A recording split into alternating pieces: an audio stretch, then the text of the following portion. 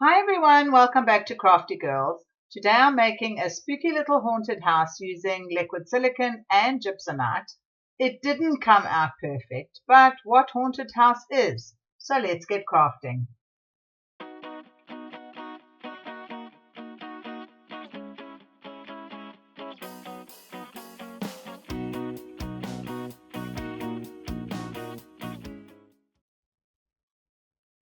I made a little Halloween house on my 3D printer. I will show you in the next clip of the video. Because I hadn't done a deep pour with this DevCraft liquid silicone before. I've only done shallow items. So I thought I would try this out with quite a deep pour. It's probably about 8 centimeters tall, 7 to 8 centimeters tall. And I know before I did have another liquid silicone that I used, and it was terrible. I couldn't even get anything out of it. I actually should have kept the molds that I made to use as a filler, but I didn't. But anyway, so here I'm just mixing up the two parts of the liquid silicone and just making sure that I get the correct measurements. Like I said, I have used it for shallower items and it works really, really well, but I hadn't used it for a deep pour yet. So I thought I'll do that and see how it comes out. So here I am just, like I said, adding the two components together, and I will give it a good stir because you've got to make sure that the purple and the white mix together till it's a uniform color, and then you are able to pour it. So I will let this run because it does take a couple of seconds just to get it. So I thought I would just speed this up, and there we have the first lot going in. I did have to bash it around quite a bit because when I show you the actual mold, the roof of the actual house goes up at an angle from the actual house. So I had to make sure that the silicone got underneath that. So there I'm just adding the last bit of the silicone. It didn't take very long, a couple of hours, and it was ready to unmold. This is the little house that I printed out on my 3D printer. My little Halloween house. You can see he's got a little pumpkin there and his vines growing up the side of the house. He really is so cute. So I made the mold from the DevCraft liquid mold, or liquid silicone, sorry, not liquid mold, but it makes a mold. And I then split the mold. I'll show you once I have unmolded the actual item. I had to split it because it's quite thick, and the actual silicone was quite thick around it. I had to split it. I split it down the one seam and then I split it down the side so that I can open it when I'm unmolding it. But this little house is so gorgeous, and the 3D printer printed it so nicely. It's so smooth. So we will see when it is unmolded how well the liquid silicone made this mold. So here I'm going to be doing the usual story of mixing my gypsunite with the powder with the water. But first I just wanted to show you where I had split the mold. I split it down the seams. The one seam of the cup, I used that, and then I split it down the other side of the actual seam. So you can see I'm just making sure that the seams are nicely fitting together, and I kept it together with two elastic bands. So now I will just mix in my powder to water, the normal story. I've sped this up because I'm sure you don't want to watch that, because that is my every single time I make my castings, I do exactly the same thing. So I just sped that up quickly. So now here I am going to fill the mold. I'm really holding thumbs that this works. And again, like I had to do with the actual silicone, I am just doing bits at a time here because I want to make sure you can't squish this one like you do normal trays and that sort of thing, because this is, like I did mention in the beginning, it is quite a thick mold. And it's got a join in it. So I didn't want to do too much of the wiggling and squishing. I just did a lot of bashing. So let's see what it turns out like. Right, so let's have a look. Oh, I'm holding thumbs. Take off our elastic bands. And let's see how this has come out. I'm quite nervous. I mean, it is cold, so I'm hoping that it's going to work nicely.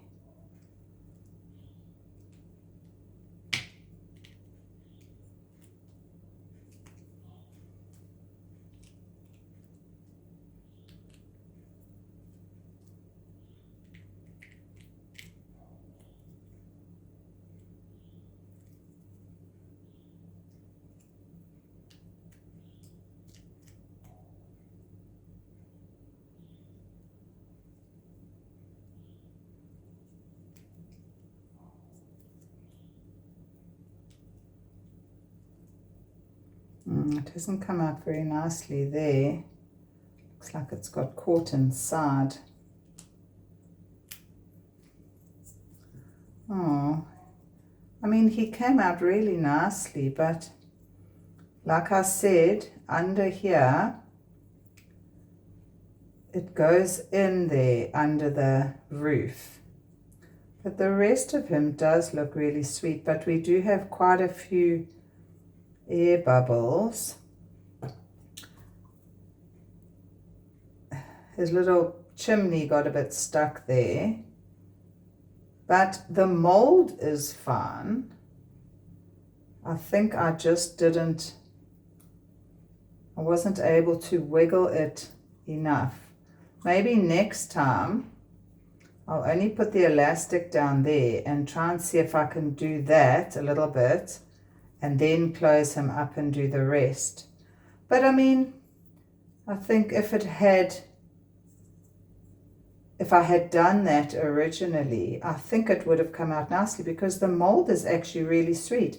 Our little pumpkin is actually quite cute. There's nothing wrong with our pumpkin. He's very sweet. Yeah. Okay, well, look, I wouldn't call it a blooper. I would call it, let's try again. Maybe that's what I'll call it. Here's a let's try again. Right, so I'm going to try this again. I'm going to try, and what happened there was his chimney snapped off a bit. I'm leaving that in there so that hopefully, even though his chimney won't be as long, it won't snap off. So I'm going to leave that in there. Given it a bit of a dust out. I didn't want to wet it too much because basically I just want to see if it's going to work if I do the whole squishing it now with only the one elastic on, and then I'll put the other elastic on once I've done that part of it. So I'm going to just give it a little bit of a color. I've got a little bit of brown here, so I'm going to just give it a bit of a color so that it's not stark, well, not that that's stark white, but it's a cementy color. Do you want to call it a cementy color? And I haven't measured how big this mold is, so I haven't worked it out on my calculator, because I just wanted to try and get this done to see if I can sort out my problem. So I'm hoping I've poured enough here. I tried to guesstimate what it might be. So hopefully my guesstimation is right. I'd rather have too much than too little. But anyway, let's see. I might just have to make a bit more if it's not enough. That's not a problem. Right, I think we are ready. So let's do that. Right, let's do that. I know it's probably going to run out a little bit, but that I can always sand off the sides. I'm not worried about that.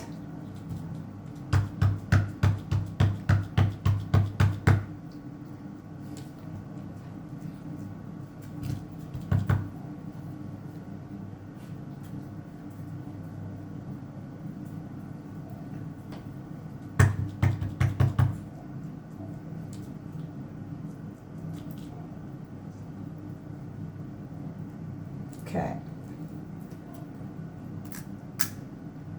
Just make sure that the seams are together.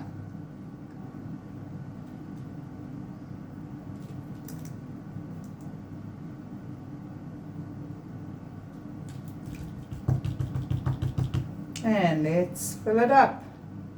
Let's hope I've got enough. I'll scrape it out. I'm hoping I'm going to have enough.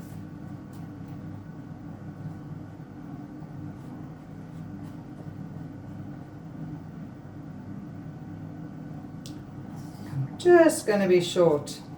Goodness gracious. Can you believe that?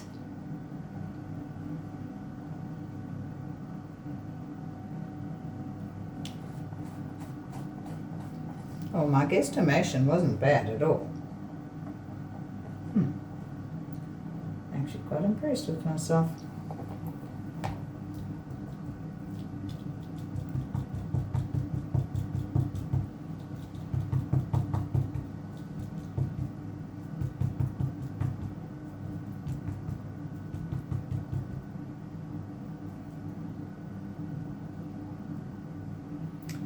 Like I said, I might have to sand the sides a little bit because I did let it run out.